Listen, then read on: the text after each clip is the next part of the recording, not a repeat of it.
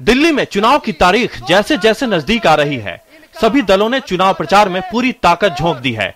BJP की ओर से प्रधानमंत्री नरेंद्र मोदी ने शनिवार को पूर्वी दिल्ली के कड़कड़डूमा में अपनी पहली चुनावी रैली की।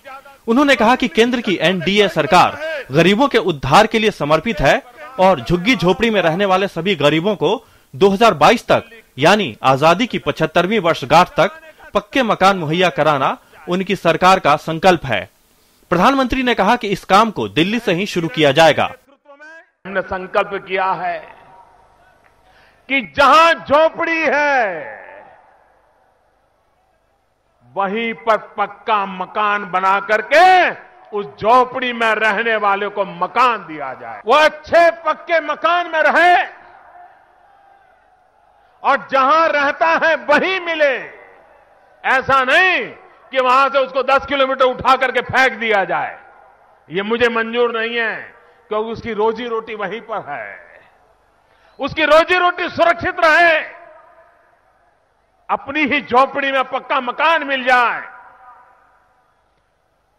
अरबों खरबों रुपया खर्च करके मुझे मेरे देश के गरीबों को सम्मान से जीने के लिए अवसर देना।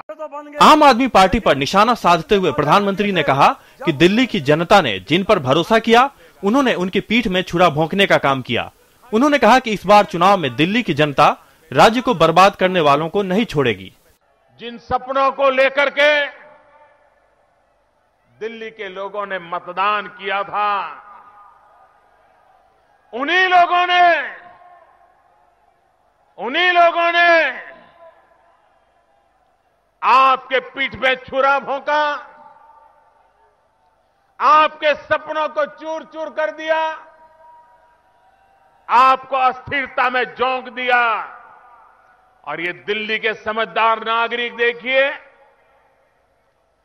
कुछ ही महीनों के बाद जब लोकसभा का चुनाव आया तो उन लोगों को ऐसी सजा दी, दिल्ली को बर्बाद करने वालों को दिल्ली ने छोड़ा नहीं। प्रधानमंत्री ने कहा कि गरीबों का कल्याण और नौजवानों को रोजगार देना उनकी सरकार की प्राथमिकता है। उन्होंने कहा कि दिल्ली ने पिछले 15 साल में बर्बादी देखी है और वो दिल्ली को सारी दुश्वारियों से निजात दिलाने का काम करेंगे। प्रधानमंत्री ने दिल्ली की जनता को भरोसा दिलाया कि बीजेपी उन्हें स्थिर और ईमानदार सरकार देगी।